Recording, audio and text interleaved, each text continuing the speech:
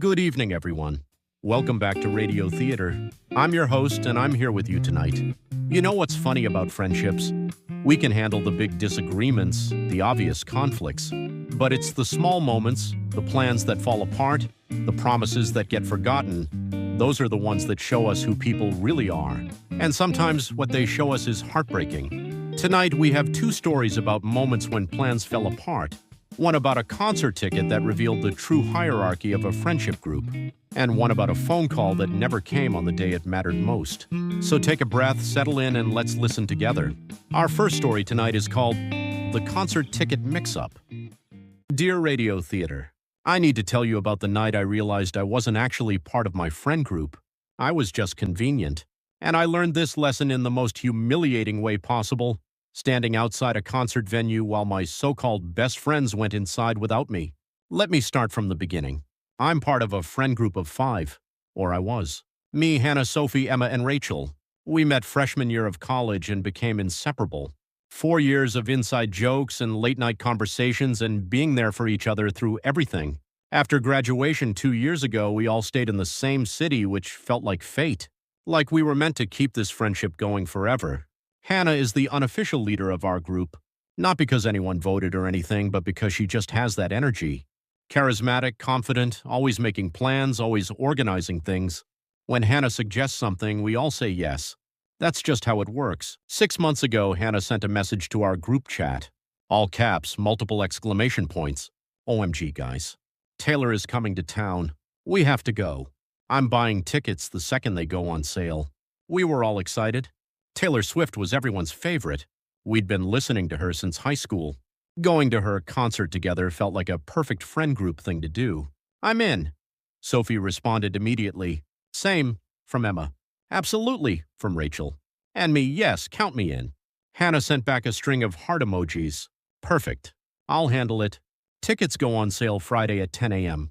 I'll grab 5 tickets and you guys can Venmo me. Friday came. I was at work but had my phone ready at 9:59 a.m. refreshing the ticketing site. At exactly 1,000, I saw Hannah post in the group chat. I'm in the queue! Then, a few minutes later, got 'em, 5 tickets secured. This is going to be amazing. We all celebrated in the chat. Sophie posted crying happy face emojis. Emma sent a gif of someone screaming with excitement. Rachel wrote, best friends forever.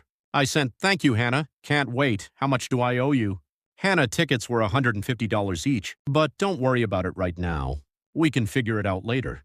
I Venmo'd her $150 immediately. So did Sophie and Emma. Rachel said she'd send it at the end of the week when she got paid. The concert was 6 months away in November. We talked about it constantly. Made plans for what to wear, which songs we hoped she'd perform, whether we should make friendship bracelets like the trend at her concerts. It was the thing we were all looking forward to. Time passed. Work got busy for all of us. We didn't see each other as much as we used to after college, but we kept up in the group chat. Memes, life updates, occasional happy hour plans, and constant excitement about the concert. 2 months before the show, I brought it up at one of our rare all 5 together dinners. We should probably start planning concert outfits soon, right? Hannah looked confused for a second. Oh, right, the concert. Have you figured out our seat location yet? Are we close to the stage? I'll check on that and let you know. She seemed weirdly evasive, but I didn't think much of it. Hannah was always busy, always juggling a lot. 6 weeks before the concert, Sophie posted in the group chat. Concert is coming up. Should we coordinate outfits? Hannah. Yes, let's do a color theme. How about everyone in silver and blue? We all agreed. Started shopping for outfits. I found this perfect sparkly blue top that I was so excited about. Posted it in the chat. Thoughts on this? Emma, cute. Rachel, love it. Hannah just hearted the message. 4 weeks before. 3 weeks before. 2 weeks before. The concert was approaching and I was getting more and more excited. Then, 10 days before the show, Hannah posted in the group chat, hey guys, we need to talk about the concert. My stomach dropped. Something about the tone felt wrong.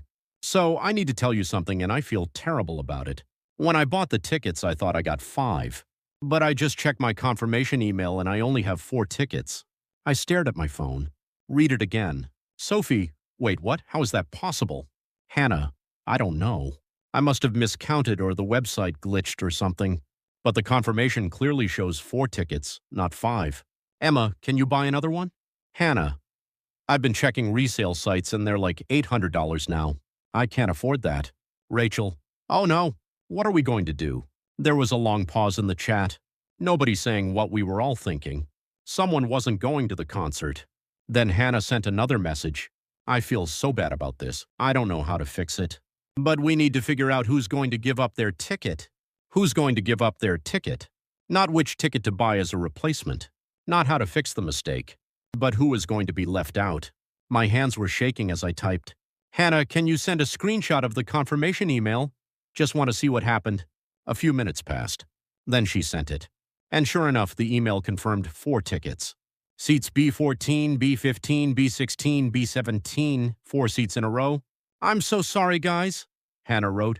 I really thought I bought 5. This is my fault. Sophie, it's okay, mistakes happen. But we need to figure this out. Then Emma sent a message that made my blood run cold. What if we draw straws or something? Make it fair. Make it fair. As if any of this was fair. As if there was a fair way to tell someone they couldn't go to a concert we'd been planning for 6 months. I was about to type something, but then Rachel jumped in. Or what if whoever can't go gets to pick what we all do next? Like they plan the next big friend outing and we all have to say yes. They were all problem solving. As if this was just a logistical issue. As if someone's feelings weren't about to get completely destroyed. I waited for Hannah to say something. To acknowledge that this was her mistake and she should be the one to figure it out. To offer to buy a resale ticket even if it was expensive. To do something other than ask us to decide amongst ourselves who gets excluded. But she didn't. Instead, she wrote, I think drawing straws is fair. It makes it random so nobody feels targeted. Nobody feels targeted. I wanted to scream. Someone is going to feel targeted no matter what because someone is getting left out of something we'd all been planning together for half a year. But I didn't scream. I wrote, I paid for my tickets 6 months ago. We all paid for our tickets. How can there only be 4? Hannah, I know and I'll refund whoever can't go. Obviously. Obviously. As if $150 back was equivalent to missing out on this experience with our friend group. The group chat went quiet for a few hours. I think we were all processing. Or maybe they were having a separate conversation somewhere I wasn't included. That thought made me feel sick. That evening, Hannah sent another message. Okay, I've been thinking about this all day and I feel awful. But here's what I'm thinking. Maybe the person who cares the least about Taylor should be the one to sit out. That way it's not as big of a deal. The person who cares the least. I saw what was happening. She was setting up a framework for someone to volunteer, to fall on their sword, to be the good friend who sacrifices. And I had a sinking feeling I knew who that someone was supposed to be. Sophie. That makes sense. I mean, I'm obsessed with Taylor, so I definitely can't miss this. Emma. Same. I've been a fan since I was 12. Rachel. I literally cried when I heard she was coming to our city. Then silence. They were all waiting for me to speak, to volunteer, to be the understanding one. The thing is, I love Taylor too, just as much as they do. I've been listening to her since middle school. I know every word to every song. I was just as excited about this concert as anyone else. But somewhere along the way, I'd gotten labeled as the chill one, the easygoing one, the one who doesn't make a fuss. And now that was being used against me. I didn't respond that night. I needed time to think. The next morning, Hannah texted me privately. Just me, not the group. Hey, I feel like you've been quiet about the ticket thing. Are you okay? I stared at that message for a long time. Was I okay? No, I wasn't okay. But if I said that, I'd be the dramatic one, the difficult one, the one making Hannah's mistake into a bigger deal than it needed to be. I typed back, I'm just trying to process. This is a tough situation. Hannah, I know. I feel terrible. But I was thinking, you're usually so understanding about stuff like this. And I know you like Taylor, but you're not like obsessed the way Sophie and Emma are.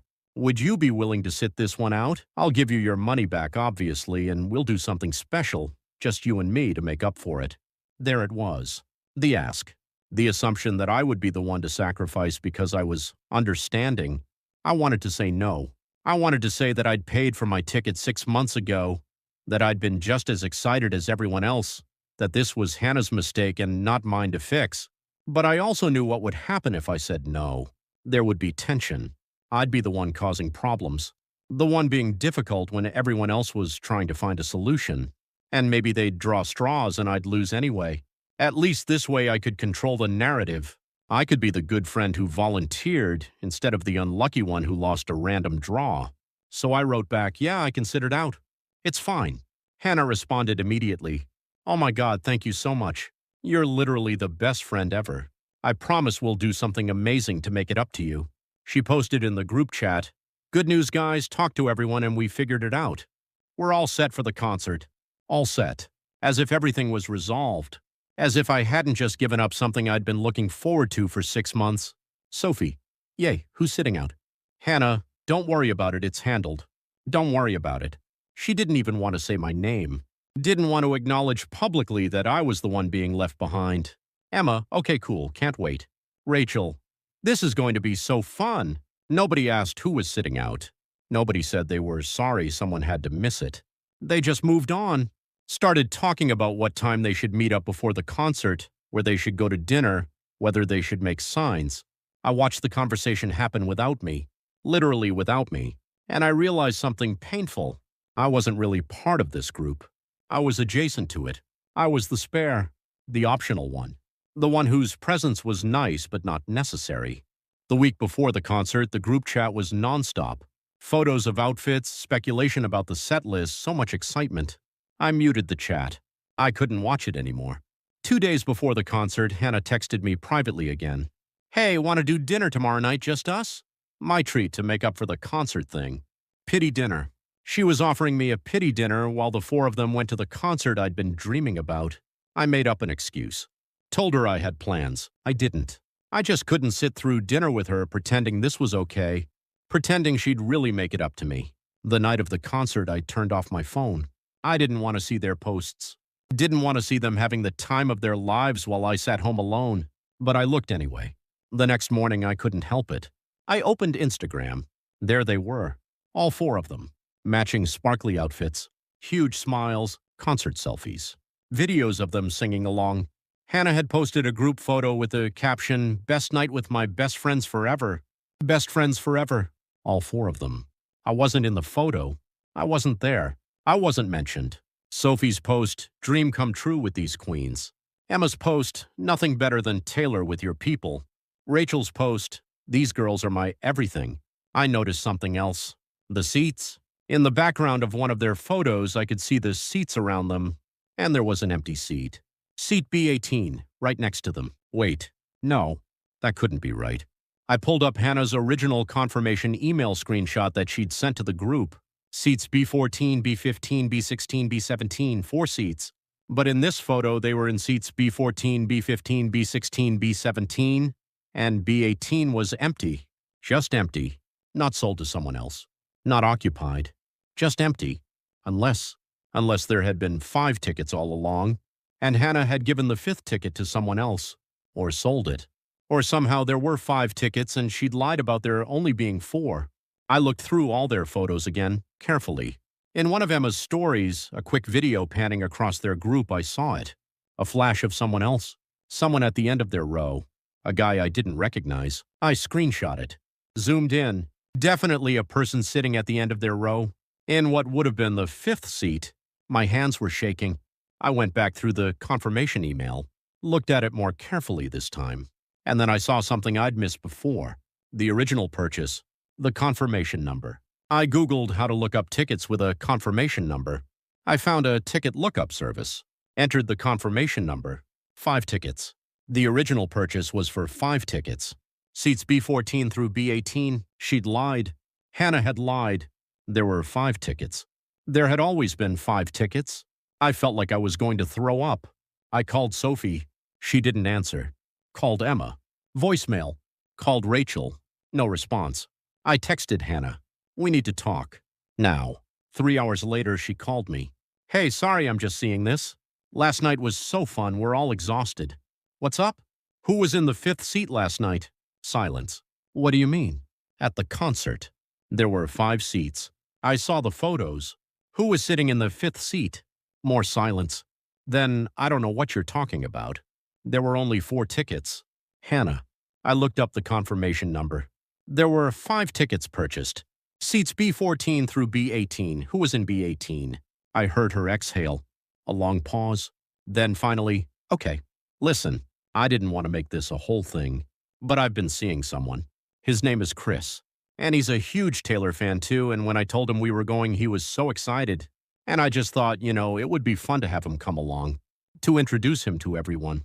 I couldn't speak, couldn't process what I was hearing. So there were 5 tickets, and you gave mine to your boyfriend? He's not my boyfriend officially, we've only been dating a few weeks. But yes, I invited him. And I didn't know how to tell everyone because I knew it would be weird to just add someone new to the group plan. So I just said there were only 4 tickets. I figured someone would volunteer to sit out and it would be easier than explaining the whole situation. You figured I would volunteer to sit out. I mean, you did, and I appreciate that. You're always so chill about stuff like this. I was so chill. That's what she thought. That's what this was. Me being chill. Hannah, I paid for that ticket 6 months ago. I've been looking forward to this for half a year. And you gave my ticket to some guy you've been dating for 3 weeks? It wasn't your ticket specifically. It was just there were 5 tickets and 5 spots and I wanted to bring Chris. I didn't think it would be this big of a deal. You said you were fine sitting out. Because you lied. You said there were only 4 tickets. You made it seem like there was a mistake. Okay, yes, I wasn't totally honest about that, but you still agreed to sit out. You could have said no. How could I say no when everyone thought there was a genuine mistake? When you made it seem like someone had to sacrifice, you manipulated this whole situation. That's not fair. I was trying to avoid drama. By creating more drama, by lying to all of us. Look, her voice got sharp. I'm sorry you're upset. But this is also kind of about you making this into a bigger thing than it needs to be. I met someone I really like. I wanted him to meet my friends. I didn't handle it perfectly, but I don't think I did anything that terrible. You're acting like I committed some huge betrayal. And that's when I understood. She genuinely didn't see what she'd done wrong. She'd lied to me, manipulated me into giving up my ticket, chose a guy she barely knew over a friend she'd known for years, and she thought I was overreacting. Does anyone else know? I asked. Do Sophie, Emma, and Rachel know that you lied about the tickets? Pause. No. Are you going to tell them? I don't see why I need to. It'll just cause unnecessary drama. So you're going to keep lying. And I'm just supposed to go along with it. I'm not asking you to lie. I'm just asking you not to make this into a huge thing. Can we just move past this? Move past it? Hannah, you lied to my face. You took advantage of our friendship. You made me feel like I had to sacrifice for the group when really you were just prioritizing some random guy over me. He's not some random guy. I really like him. And honestly, I thought you'd be happy for me. I thought you'd understand. Understand? You want me to understand that I'm so low priority in your life that you'd rather bring a near stranger to a concert than honor plans you made with me 6 months ago? It's not about priority. It's about, God, you're making this so difficult. I thought you were the chill one. The chill one. There it was again. My punishment for being understanding, for being easygoing, for never making a fuss. I'm done with this conversation, I said. Wait, are you mad at me? Like actually mad? Yes, Hannah. I'm actually mad. You lied to me. You used me. And you don't even see why that's wrong. Okay, well, I think you're overreacting, but fine. I guess call me when you're ready to be rational about this. She hung up. I sat there, phone in my hand, trying to process everything. The lying. The manipulation. The casual dismissal of my feelings. The assumption that I should just be okay with being treated like an afterthought. And the worst part? She was probably right that I'd let this happen. That I'd built a reputation for being so understanding, so chill, that people thought they could treat me like this and I wouldn't say anything. I thought about texting Sophie, Emma, and Rachel, telling them what really happened. But what would be the point? They'd probably take Hannah's side. She was the leader, the charismatic one. I was just the chill one. The next day, Hannah sent a message to the group chat. Last night was amazing. Thanks for being the best friends ever. Sophie, Emma, and Rachel all responded with heart emojis and excitement. Nobody mentioned me. Nobody said, wish you could have been there. Nobody acknowledged my absence at all. It was like I'd never been part of the plan at all. That was 3 weeks ago. I haven't responded in the group chat since. Nobody's reached out privately to ask if I'm okay. Nobody seems to have noticed I've gone quiet. Or maybe they have noticed and they just don't care. I keep thinking about that 5th ticket, the one that was supposed to be mine. The one that went to a guy Hannah had known for 3 weeks. And I keep thinking about how easily I was erased from that night. How little effort it took for them to have their perfect experience without me. I'm not the chill one anymore. I'm angry. I'm hurt. And I don't think I want to be part of a friend group that treats me like I'm optional.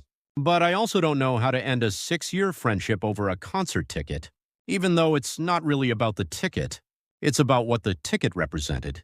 That I don't actually matter to these people the way I thought I did. Someone asked me recently if I'm still friends with Hannah in the group. I didn't know how to answer. Am I still friends with people who don't notice when I disappear? Am I still friends with someone who lied to my face to prioritize a near stranger over me? Am I still friends with people who took my understanding for granted and my feelings as optional? I don't think so. But I also don't know how to officially end it. How to say out loud that these friendships are over when maybe they've been over for a while and I just didn't want to see it. So I'm writing this. To anyone who's ever been the understanding one, the easygoing one, the one who always accommodates. Be careful, because people will take advantage of that. They'll use your kindness as permission to treat you as less than, and then they'll act like you're unreasonable when you finally push back. I missed that concert. But what I really lost was the illusion that I had friends who valued me, and I'm still not sure which loss hurts more. With betrayal and clarity, someone who finally stopped being chill. That was a story from someone who finally stopped being chill. Hannah didn't make a mistake. She made a choice. She chose a guy she'd known for 3 weeks over a friend she'd known for 6 years. And then she lied about it. And then she manipulated you into volunteering to be the one left out. And then she gaslit you into thinking you were overreacting. Here's what I need you to hear. You're not overreacting. You're not being dramatic. You're not making this a bigger deal than it needs to be. Hannah showed you exactly who you are to her. Optional. Convenient. The person who can be counted on to sacrifice because you are understanding. That's not friendship. That's exploitation. And your other friends, they showed you too. By not asking, by not caring, by moving on like you were never part of the plan. You asked how to end a 6-year friendship over a concert ticket. But you know it's not about the ticket. It's about respect. It's about being valued. It's about someone thinking so little of you that they'd lie to your face and expect you to just accept it. The friendship is already over. You're just afraid to admit it. Let it go. You deserve people who would never make you the backup plan. Sometimes betrayal is active. Someone lies, someone chooses someone else over you. But sometimes betrayal is passive. Someone simply forgets, and somehow that can hurt even more. Our second story tonight is called The Forgotten Call. Dear Radio Theater, there are moments in your life that are so significant, you remember them forever. Days you circle on the calendar months in advance. Days when you need the people who claim to love you to show up, even if it's just with a phone call. For me, that day was June 14th, and my best friend forgot to call. Let me tell you about Emma. We've been best friends since we were 7 years old. 23 years of friendship. We learned to ride bikes together. Had sleepovers every weekend in middle school. Were each other's dates to senior prom when we both got dumped by our respective boyfriends. Chose colleges in the same city so we wouldn't have to be apart. She was my maid of honor at my wedding. I was hers. When people talk about having a person, a ride or die, a soulmate friend, they're talking about what Emma and I have. Or had. I'm not sure anymore. Emma is busy. I need to say that up front because it's going to come up a lot. She works in finance, some high-powered analyst position that I don't fully understand, but that requires her to work 70-hour weeks. She's always traveling for work, always in meetings, always exhausted. I get it. I've been understanding about it for years. But I also have a life. And sometimes things happen in my life that are important, that require my best friend to show up even when she's busy. 2 years ago, I had a miscarriage. It was my first pregnancy. My husband and I had been trying for a year. When I finally got pregnant, I was cautious but hopeful. We didn't tell many people, but I told Emma immediately. Called her crying happy tears. She was excited for me, said she couldn't wait to be an aunt, made me promise to keep her updated on everything.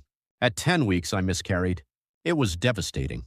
Physically painful and emotionally destroying in a way I hadn't anticipated. I called Emma from the hospital. She answered between meetings. "I'm so sorry," she said. "That's awful. Are you okay?" I wasn't okay. I was falling apart. But I said, "I don't know. I needed to tell you." "Of course. Listen, I'm about to go into a meeting, but I'll call you tonight, okay? We'll talk. I'm here for you." She didn't call that night, or the next night. A week later, she sent a text. I'm so sorry I've been MIA. Work has been insane. How are you doing? I responded honestly that I wasn't doing great, that I was struggling, that I could really use my best friend right now. She called 2 days later. We talked for 20 minutes before she had to go, another meeting. She was sympathetic, said all the right things, told me to call her anytime.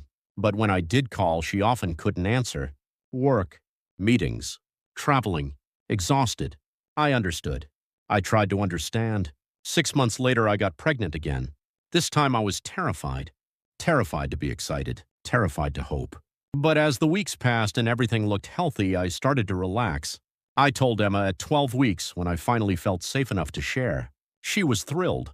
"Oh my God, I'm so happy for you. This is going to be amazing." We talked about baby names, nursery colors, all the things. She promised she'd be there for everything. Baby shower, hospital visits, late-night panic calls when the baby came. The pregnancy progressed normally. 20 weeks, 30 weeks, 35 weeks. Emma was busy as always, but we texted regularly. She'd send encouraging messages. "How are you feeling? Can't wait to meet baby. You're going to be an amazing mom." At 38 weeks, my doctor scheduled an induction for June 14th. My due date was June 10th, but the baby was measuring large and there were some minor concerns about waiting too long. So June 14th, it was the day I would meet my daughter. I told Emma immediately. Called her actually because this felt too important for a text. "June 14th is the day," I said, trying to contain my excitement and terror. "Oh my God, that's so soon. I'm so excited for you." "I know. I'm scared but ready. It's been a long road." "It has. But you've got this. You're going to do great. Will you call me that day or the day after? I know you're busy, but I'd really like to hear from you. Even just a quick call to check in." "Of course, absolutely. I'll call you. Maybe not during, obviously," she laughed, "but definitely after. I want to hear all about it. And see pictures as soon as you're up for it." "Thank you. It means a lot. You're my best friend. I wouldn't miss this." June 14th arrived. My husband and I went to the hospital at 6 a.m. They started the induction process. It was long, exhausting, painful in ways I couldn't have imagined. But at 11:47 p.m., after 17 hours of labor, my daughter was born. Lily. 7 pounds, 8 ounces. Perfect. I held her and cried. My husband cried. It was the most overwhelming moment of my entire life. All the fear from the miscarriage, all the anxiety of the pregnancy, all of it melted away the second I saw her face. Around 1 a.m., after we'd been moved to recovery and I'd had a chance to process everything, I sent a text to our family group chat with a photo of Lily. She's here. Lily Rose. Born at 11:47 p.m. Everyone is healthy and doing well. We're exhausted but so in love. Responses came immediately. My parents. My sister. My in-laws. Everyone congratulating us, saying how beautiful she was, how proud they were. I sent the same photo to Emma. Directly, not in a group. Just her. She's here. Meet Lily. 3 dots appeared. She was typing. Then they disappeared. No response came. Maybe she was asleep. It was almost 2 a.m. Of course she was asleep. She'd call in the morning. I tried to sleep, though sleep was nearly impossible. Every time I closed my eyes, I wanted to open them again to make sure Lily was still there, still real, still mine. June 15th morning. My phone started buzzing with calls and texts. Family wanting to visit. Friends sending congratulations. Flowers being delivered. Nothing from Emma. Maybe she had an early meeting. She'd call at lunch. Lunchtime came and went. Nothing. Maybe she'd call after work. Around 6 p.m. 6 p.m. passed. 7 p.m. 8 p.m. My husband noticed me checking my phone repeatedly.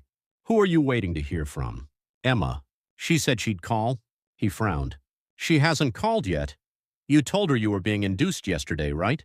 "Yeah. I sent her a photo of Lily last night. She saw it, the message shows as read, but she hasn't responded. That's weird. Maybe she's been in meetings all day. Maybe. But I had this sinking feeling, this feeling I didn't want to acknowledge. June 16th. Still nothing. I was starting to feel hurt.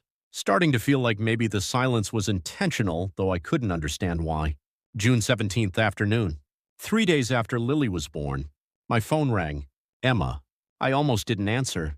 I was feeding Lily, exhausted, emotional, and suddenly angry. But I answered. "Hey," I said, trying to keep my voice neutral. "Oh my God, hi, I'm so sorry I'm just now calling. Work has been absolutely insane. How are you? How's the baby? How was the baby? As if she didn't know. As if I hadn't sent her a photo 3 days ago. We're fine, I said flatly. I'm so happy for you. I've been meaning to call, you know how it is. Everything has been so hectic. Emma, I had a baby 3 days ago. I know, that's why I'm calling. Tell me everything. How was the labor? What does she look like? I sent you a photo. 3 days ago. At 1 a.m. right after she was born. Silence. Then, oh, right. I think I saw that, but I was half asleep. I meant to respond in the morning, but then I completely forgot. I'm sorry. Forgot. She forgot. I had a baby, the most significant moment of my life, and she forgot to respond. You said you'd call, I said quietly. You promised you'd call to check on me. I am calling. I'm calling right now. 3 days later, Emma. You called 3 days later. Okay, I'm sorry. I should have called sooner. But I'm calling now. Can you not be mad at me? I want to hear about Lily. I want to celebrate with you.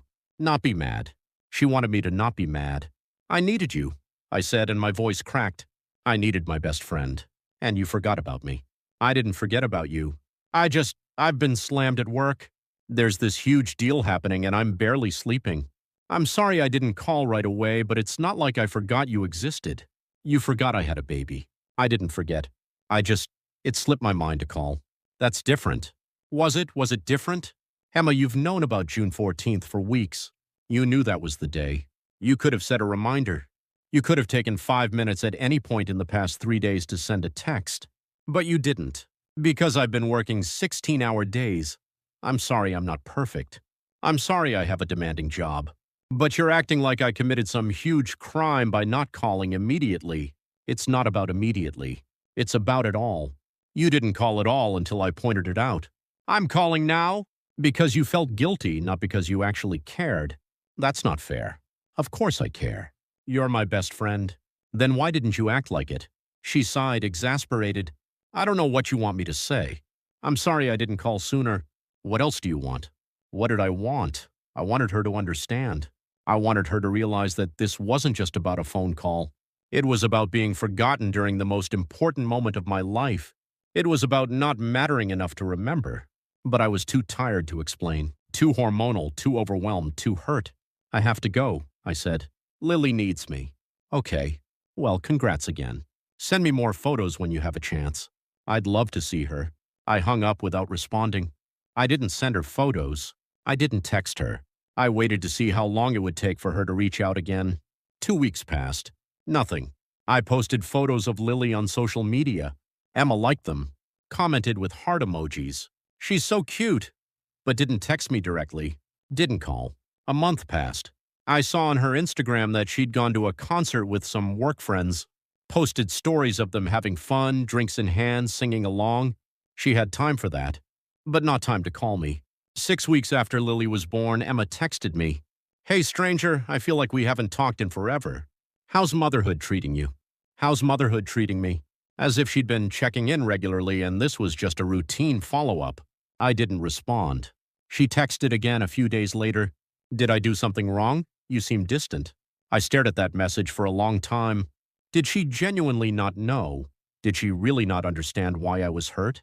I typed out a long response, explained how hurt I was that she forgot to call, how abandoned I felt during such a vulnerable time, how it felt like our friendship was one-sided, with me always understanding her busy schedule but her never making time for my important moments. I deleted it, typed something shorter. You forgot to call when I had my baby. That hurt. Her response came quickly. I didn't forget. I called 3 days later. And I already apologized for that. I don't know why you're still holding on to this. Still holding on to this. As if 6 weeks was a long time to be hurt about being forgotten during the most significant day of your life. You don't get it, I typed back. And I don't think you ever will. Get what? That I have a demanding job? That I can't always be available exactly when you want me to be? You're being really unfair right now. I'm being unfair. Emma, I've been understanding about your schedule for years. I've made excuses for you when you cancel plans. I've accepted that you're always too busy. But this was different. This was my baby. And you couldn't take 5 minutes to call. I did call. Maybe not on your exact timeline, but I called. And now you're punishing me for it like I'm some terrible person. I'm not punishing you. I'm hurt. There's a difference. Well, I'm sorry you're hurt, but I don't know what else to say. I apologized. I can't change what happened. If you're going to stay mad at me forever over this, then I don't know what to do. That message sat between us. Her basically saying, get over it or we're done. I didn't respond. And she didn't text again. 3 months went by. We didn't talk at all. I'd see her posts on social media, work trips, dinners with colleagues, brunch with other friends. Her life continuing as normal while our friendship sat in this weird limbo. My daughter's first Christmas came. Emma didn't send a gift. Didn't even send a text wishing us happy holidays. In January, I got a message from her. Hey, I miss you. Can we talk? I hate that we're not speaking. Part of me wanted to ignore it, but part of me missed her too. Missed my best friend, or who I thought my best friend was. We met for coffee. It was awkward at first. She looked tired. I probably did too, given I was surviving on 3 hours of sleep a night with a 6-month-old. I'm sorry, she said immediately. I'm sorry I hurt you. I should have called right away when Lily was born. I should have been there for you better. It was the first time she'd really acknowledged it without adding a but or making an excuse. Thank you, I said quietly. I want to fix this. I want us to be okay again. You're my best friend. I don't want to lose you over this. I don't want to lose you either. But Emma, I need you to understand. It's not just about the phone call. It's about a pattern. I'm always the one who understands when you're too busy. I'm always the one who adjusts. And I've been okay with that because I know your work is demanding. But when I really needed you, you weren't there. And that broke something. I know, and I'm going to do better. I promise. I wanted to believe her. I really did. Okay, I said. Let's try. We hugged. Agreed to start over. To be better about staying in touch. For a few weeks it was better. She texted more regularly, asked about Lily, sent cute baby gifts, even called a few times just to chat, which felt like progress. But slowly the old patterns returned. Texts would go unanswered for days. Plans would get canceled. Work emergency. Travel came up. I'm exhausted. Can we reschedule? And I found myself back in the same place, understanding, accommodating, making excuses for her. Until Lily's first birthday rolled around in June. I planned a small party. Just family and a few close friends. I invited Emma 6 weeks in advance. She said she'd be there, wouldn't miss it. The week before the party, she called. I'm so sorry, she started, and I already knew what was coming. I have to fly to Chicago for work that weekend. There's a client meeting I can't get out of. I tried to reschedule, but it didn't work. I'm so sorry. I'll make it up to Lily, I promise. I didn't say anything for a moment. Just felt this wave of exhaustion wash over me. It's fine, I said finally. Are you mad? No, I'm not mad. And I wasn't. I wasn't mad because I wasn't surprised. This was who Emma was. This was who she'd always been. And I'd been fooling myself thinking it would change. Are you sure you sound upset? I'm not upset. I'm just tired. I really am sorry. I wish I could be there. It's okay. I understand. I did understand. I understood that her work would always come first. That I would always be the friend she fit in when convenient. That no matter how important something was to me, there would always be a reason she couldn't show up. The party was lovely. Lily smashed her first birthday cake all over her face. Family laughed and took photos. It was a good day. Emma texted me a photo of flowers. Sent these to your house. Sorry I couldn't be there in person. Give Lily a big hug from me. Flowers. As if flowers made up for missing her goddaughter's first birthday. That was 4 months ago. We still text occasionally. Surface level stuff. How's work? How's Lily? Did you see that show? We haven't seen each other in person since that coffee meeting in January. And here's what I've realized. The phone call she forgot to make when Lily was born wasn't an isolated incident. It was a symptom of something bigger, a fundamental imbalance in our friendship. I show up for her, always. When she got dumped in college, I stayed up all night with her. When she was stressed about exams, I made her care packages. When she got her first big job, I threw her a celebration dinner. When her dad had a heart attack 3 years ago, I drove 4 hours to be at the hospital with her. Even though I had to take time off work, I show up. That's what I do. That's what best friends do. But she doesn't show up for me. Not when it matters. Not in the ways that count. And I'm tired.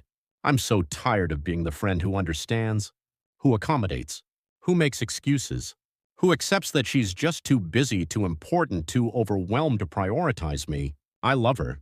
After 23 years, I still love her. But I don't think she loves me the same way. Or maybe she does love me, but not enough to show up when I need her. And I don't know what to do with that. Do I end a 23-year friendship because she forgot to call? Because she missed a birthday party? Because she's always too busy? Or do I accept that this is just how she is? And that if I want her in my life, I have to accept being deprioritized? Both options hurt. Both feel like loss. I think about the version of Emma I knew when we were kids. The one who would bike across town just to cheer me up when I was sad. The one who planned elaborate surprise birthday parties. The one who wrote me letters when I was at summer camp. Where did that Emma go? Did she get swallowed by ambition and career? Did the 70-hour work weeks consume the person she used to be? Or was she always like this? And I just didn't notice because I was always the one who needed less? I don't have answers.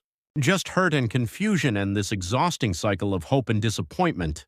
My husband thinks I should just let the friendship fade. She's shown you who she is, he says. At some point you have to believe her. My therapist, because yes, I'm in therapy now, partly because of this, asked me what I'm getting from this friendship. What Emma adds to my life that makes the pain worth it? I don't have a good answer. Nostalgia? History? The idea of who we used to be to each other? Those aren't good reasons to stay in a friendship that makes you feel forgotten. But letting go feels impossible. She's been in my life for 23 years. She knows all my stories. She was there for all my firsts. First kiss, first heartbreak, first job, first apartment. Letting go of her feels like letting go of pieces of my own history. So I'm stuck, holding on to a friendship that's mostly memory at this point.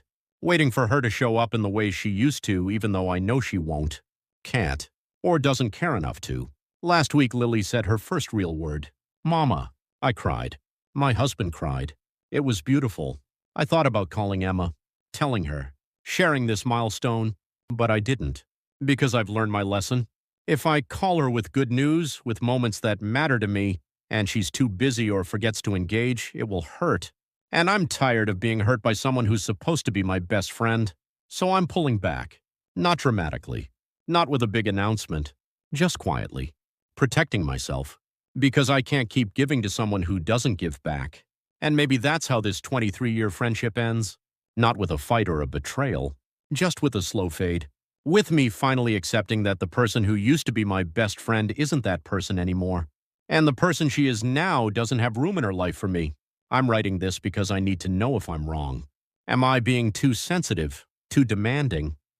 Should I just accept that adult friendships are different? That people get busy, that expecting someone to call when you have a baby is asking too much? Or am I right to be hurt? Right to feel like I deserve better?